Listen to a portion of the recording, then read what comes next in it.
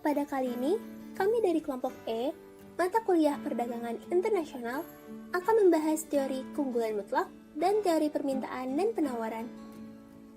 Pada tahun 1776, teori keunggulan mutlak atau Theory of Absolute Advantage dipopulerkan oleh Adam Smith.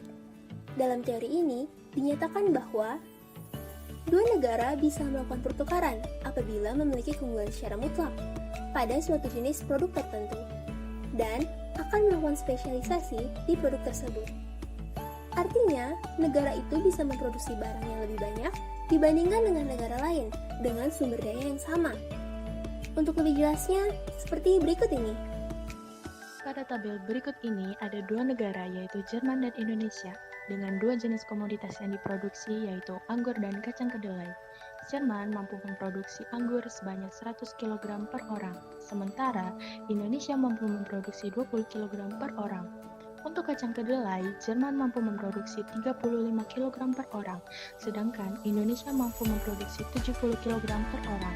Di sini, setiap negara melakukan spesialisasi untuk efisiensi produksi. Maka, Jerman memiliki keunggulan mutlak atas Indonesia dalam produksi anggur. Begitu juga Indonesia dengan keunggulan mutlak atas Jerman dalam produksi kacang kedelai. Sehingga, kedua negara tersebut dapat melakukan pertukaran barang. Teori keunggulan mutlak ini didasarkan pada beberapa asumsi pokok antara lain. Yang pertama, faktor produksi yang digunakan hanya tenaga kerja saja. Yang kedua, kualitas barang yang akan ditukarkan oleh kedua negara sama. Yang ketiga, pertukaran dilakukan secara barter atau tanpa uang. Dan yang keempat adalah biaya transport ditiadakan. Kemudian selanjutnya dalam teori modern terdapat teori permintaan dan penawaran atau teori parsial, yaitu ketika perdagangan internasional terjadi pada dua negara yang memiliki perbedaan permintaan dan penawaran. Perbedaan permintaan terjadi karena adanya perbedaan pendapatan dan selera, sedangkan perbedaan penawaran terjadi karena terdapat perbedaan dalam jumlah dan kualitas faktor-faktor produksi, tingkat teknologi, dan eksternalitas. Asumsi utama yang digunakan dalam teori permintaan dan penawaran ini adalah A. Persaingan sempurna, artinya struktur pasar dengan banyak penjual atau perusahaan untuk memberikan pelayanan kepada pembeli. B. Faktor produksi tetap. C. Tidak ada ongkos angkut yang berarti ongkos untuk perpindahan produk tidak diperhatikan. D. Kesempatan kerja penuh, artinya perekonomian memanfaatkan sumber daya produktif sepenuhnya. E. Tidak ada perubahan teknologi. F. Produksi dengan ongkos yang menaik, yaitu terjadi peningkatan biaya produksi setiap penambahan jumlah output. G. Tidak ada capital flight, yaitu tidak ada pemindahan modal. Selanjutnya, untuk dapat lebih memahami mengenai teori permintaan dan penawaran dalam perdagangan internasional, kita dapat memperhatikan contoh sebagai berikut. Kita buat pemisalan, terdapat dua negara yang memproduksi wool dengan harga pasar yang berbeda. Pada negara pertama, yaitu Australia, harga wool yang berlaku di pasar adalah sebesar PA. Sedangkan pada negara kedua, yaitu Inggris, harga wool yang berlaku di pasar adalah sebesar PE. Harga tersebut diperoleh dari adanya titik perpotongan antara kurva permintaan dan kurva penawaran pada masing-masing negara.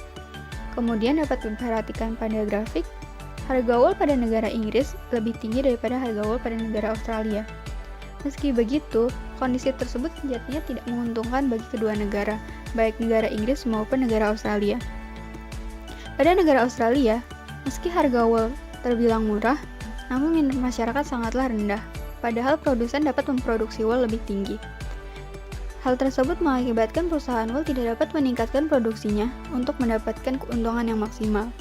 Sedangkan pada negara Inggris, harga wool sangat tinggi. Hal tersebut diakibatkan karena produk yang ada di pasar jumlahnya sangatlah sedikit, sedangkan permintaan pasar tetap tinggi.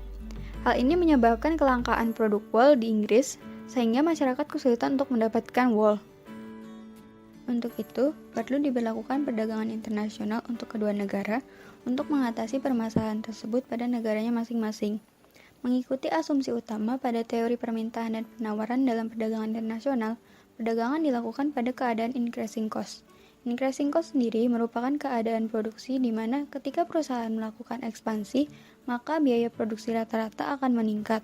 Hal tersebut yang menyebabkan harga jual produk pun ikut meningkat. Dengan permisalan sebelumnya, jika kedua negara melakukan perdagangan internasional, maka produksi wol pada negara Australia akan meningkat untuk memenuhi permintaan Inggris.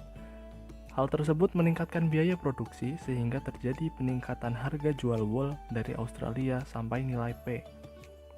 Sedangkan pada negara Inggris, tingkat permintaan produk akan turun karena sebagian permintaan pasar telah diisi dengan impor wol dari Australia.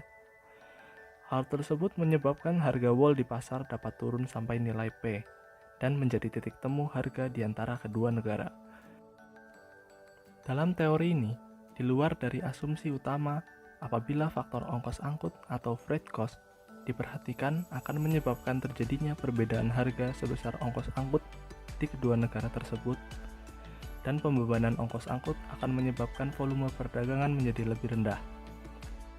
Berdasarkan keterangan tersebut, ongkos angkut dapat menyebabkan adanya perbedaan harga di antara kedua negara yang melakukan perdagangan internasional.